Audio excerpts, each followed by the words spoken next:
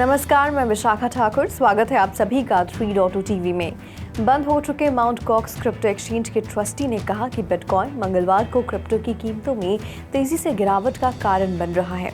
ये जुलाई में उन कस्टमर्स को 140,000 से अधिक BTC लौटाना शुरू कर देगा जिनकी एसेट्स 2024 की हैक में चोरी हो गई थी।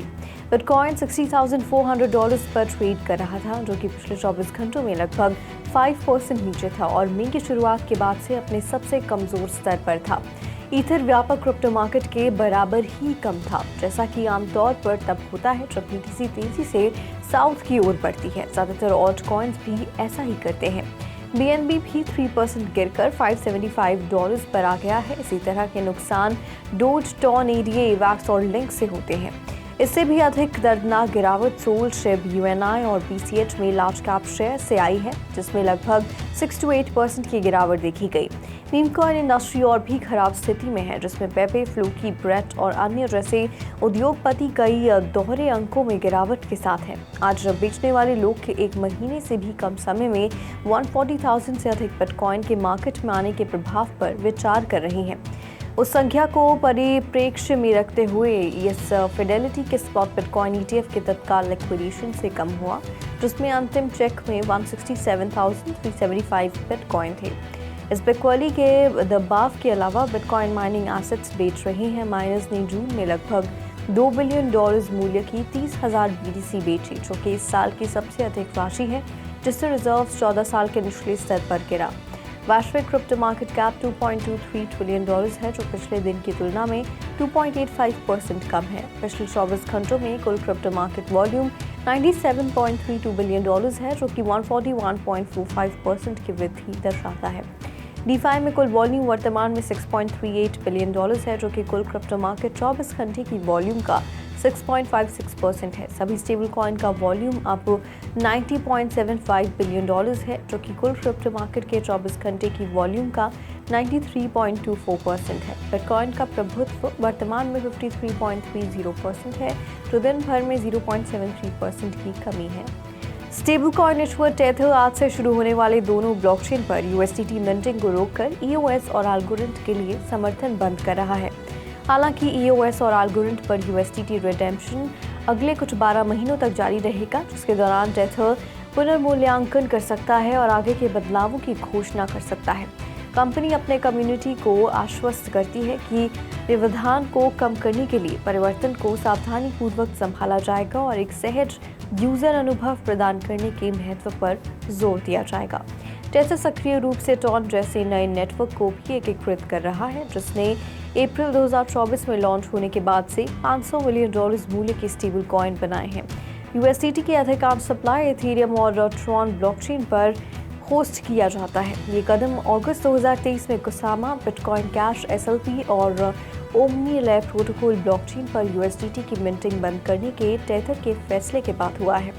EOS और अल्गोरिथम कुल USDT सप्लाई का एक छोटा सा हिस्सा बनाते हैं। EOS आधारित टेथर $75.5 मिलियन और अल्गोरिथम आधारित USDT लगभग $17 मिलियन प्रचलन में है। ट्रॉन नेटवर्क ने USDT ट्रेडिंग वॉल्यूम में उल्लेखनीय वृद्धि का अनुभव किया, जो कि 21 जून को $53 बिलियन तक पहुंच गया, जो कि वीजा के औसत दैनिक ट्रेडिंग वॉल्यूम को पार कर गया। ये उछाल डिजिटल भुगतान पारिस्थितिक तंत्र में स्टेबल कॉइन्स की बढ़ती उपयोगिता और स्वीकार्यता को उजागर करता है। अफ्रीकी क्रिप्टो फिनटेक संगठन येलो कार्ड के संस्थापक क्रिस्टोफर मॉरिस ने इथेरियम की तुलना में इसकी बेहतर लिक्विडिटी का हवाला देते हुए आर्थिक अस्थिरता से ग्रस्त क्षेत्रों में USDT की भूमिका पर प्रकाश डाला।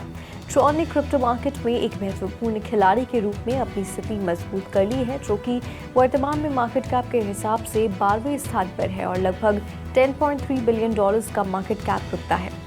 इसका मूल टोकन TRX $0.11 पर ट्रेड करता दिखाई दिया। नेटवर्क के मजबूत इंफ्रास्ट्रक्चर और उच्च तरलता स्तर ने इसे कई स्टेबल कॉइन लेन देन के लिए एक पसंदीदा मंच बना दिया है, जिससे कि ब्लॉकचेन इकोसिस्टम में इसकी भूमिका और मजबूत हो गई है। मार्च में नेटवर्क के डेनकन अपग्रेड के बाद ब्लॉक स्पेस के लिए प्रतिस्पर्धा कम रहने के साथ इथीरियम गैस शुल्क 4 वर्षों में अपने सबसे निचले स्तर पर गिरा। 22 जून को औसत गैस शुल्क गिरकर $1.34 हुआ, जो कि 18 अप्रैल 2020 के बाद इसका सबसे निचला स्तर है। इसकी वजह से अप्रैल की शुरुआत से इथीरियम की सप्लाई में गिरावट आई है, क्योंकि बेस ट्रांजैक्शन फीस समाप्त हुई। 30 दिनों में ईथर के सप्लाई में 44,500 से अधिक ETH जोड़ा गया, जो कि 0.45% की दर से वार्षिक वृद्धि के बराबर है।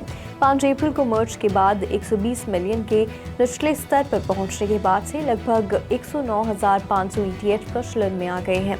वर्तमान में लगभग 120 मिलियन ETH प्रचलन में है और साप्ताहिक आधार पर लगभग 13,000 कॉइन सप्लाई में प्रवेश कर रही हैं। यदि मौजूदा प्रवृत्ति जारी रहती है तो ETH का सप्लाई 6 दिनों के समय में नए साल के उच्चतम स्तर पर पहुंचने की राह पर है। बिटकॉइन में 24 जून को 3% की गिरावट देखी गई, जो कि 10 मई के बाद से इसकी सबसे कम कीमत पर पहुंचा। गिरावट के साथ साथ डिजिटल एसेट मार्केट में महत्वपूर्ण परिसमापन हुआ। पिछले 24 घंटों में $280 मिलियन की स्थिति समाप्त हुई, जिसमें $260 मिलियन की लंबी पोजीशन थी। अकेले पिछले 1 घंटे में मार्केट में $107 मिलियन से अधिक का लिक्विडेशन देखा गया, जिसमें $103 मिलियन लंबी पोजीशन के कारण थे। इसमें से लगभग आधा लिक्विडेशन बिटकॉइन में हुआ, जिसमें लगभग $50 मिलियन का लिक्विडेशन हुआ, मुख्य रूप से लॉन्ग पोजीशन से। ग्लासनोड डेटा कॉइन बेस के 10 मिनट के रेजोल्यूशन या उस पर स्पॉट सेल प्रेशर में लगभग $15 मिलियन दिखाता है, जो कि 11 जून के बाद से सबसे बड़ा है। ये पैटर्न बताता है कि कॉइन बेस पर बड़े पैमाने पर पिक वाली बिटकॉइन की हालिया कीमत में गिरावट का एक महत्वपूर्ण कारक हो सकती है। कोटियो मैनेजमेंट, जो एक टेक फोकस्ड इन्वेस्टमेंट मैनेजर है, ने बिटकॉइन माइनर हट 8 कॉर्प में $150 मिलियन का इन्वेस्टमेंट किया है, जबकि इन्वेस्टर्स AI बूम का फायदा उठा रहे हैं। ये इन्वेस्टमेंट एक कन्वर्टेबल नोट के माध्यम से होगा, जिसमें हट 8 हर साल 8% का पे आउट करेगा और इसका प्रारंभिक टर्म 5 साल का होगा। नोट को 1 साल एक्सटेंशन पीरियड तक एक्सटेंड किया जा सकता है। कोटियो मैनेजमेंट को लगता है कि हट 8 नई कंप्यूट कैपेसिटी को तेजी से बढ़ाने और इससे आने वाले किसी भी मौकों का फायदा उठाने के लिए अच्छी पोजीशन में है। ये ट्रांजैक्शन जुलाई 11 के इस साल या उससे पहले कंप्लीट होने की अपेक्षा है। हट 8 अवेलेबल कंप्यूटिंग पावर के आधार पर सबसे बड़े पब्लिक माइनर्स में से एक है, जिसका वर्तमान मार्केट कैप वैल्यू $1.1 बिलियन है। हट 8 उन सबसे पहले कंपनीज में से एक था जो कि हाई परफॉर्मेंस कंप्यूटिंग बिजनेस में शामिल हुआ, जो अब जनरेटिव AI मॉडल और एप्लीकेशन को पावर देने के लिए चाहा जा रहा है। शिबेरियम स्कैन ने शिबेरियम नेटवर्क में पिछले हफ्ते में ट्रांजैक्शन फीस में 493% का वृद्धि दर्ज की है, मुख्यतः नेटवर्क ऑपरेशंस में वृद्धि और शिबा इनू टोकन्स में नए दिलचस्पी के कारण। फीस, जो कि बोन में अपनी मापी गई है, 16.22 बोन से बढ़कर 79.18 बोन हो गई है, जो कि अधिक ट्रांजैक्शनल गतिविधि को दर्शाता है। इसी स्तर में ट्रांजैक्शन वॉल्यूम भी 278 से ज़्यादा बढ़कर 5,865 से 16,337 ट्रांजैक्शन हो गई। ये संबंध ब्लॉकचेन एनवायरनमेंट में मार्केट मूवमेंट और ट्रांजैक्शनल एक्सपेंडिचर के बीच के बढ़ते हुए रिश्तों को उभरता है। शिबेरियम नेटवर्क में फी डिस्ट्रीब्यूशन मैकेनिज्म एक हिस्सा बोन, जो ट्रांजैक्शन फीस के रूप में उपयोग होता है, शिबा इनू टोकन में कन्वर्ट करके जलाने को शामिल किया जाता है, जो कि शिप के सर्कुलेटिंग सप्लाई को कम करता है।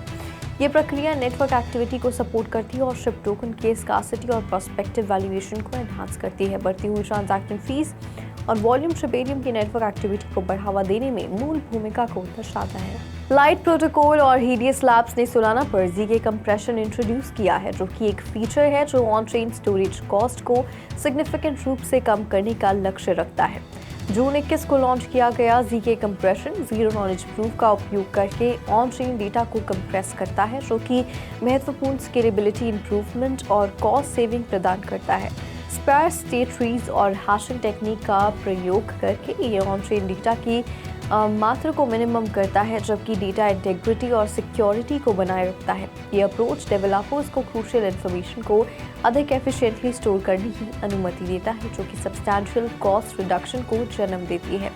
सोलाना का ZK कंप्रेशन का इम्प्लीमेंटेशन ट्रेडिशनल स्टोरेज मेथड से एक अलग दिशा में प्रस्तुत होता है, जहां हर डेटा का P significant on chain resources की मांग करता है। इसके बजाय ये केवल एसेंशियल वेरिफिकेशन इन्फॉर्मेशन को ऑन चेन स्टोर करता है और इसी के प्रूफ का उपयोग करके ऑफ चेन डेटा की इंटेग्रिटी को वैलिडेट करता है। अपने ब्लॉकचेन पर डेटा मैनेजमेंट में अनपैरेलल्ड एफिशिएंसी हासिल भी करता है। बिटकॉइन $61,000 के मार्क के नीचे गिर गया है। पिछले 24 घंटों में लगभग $100 मिलियन के BTC लॉन्ग वाइप आउट हो गए हैं। सभी क्रिप्टो करेंसीज के बुलिश डेरिवेटिव ट्रेडर्स ने पिछले 24 घंटों में अपनी दौलत में $260 मिलियन की कमी देखी।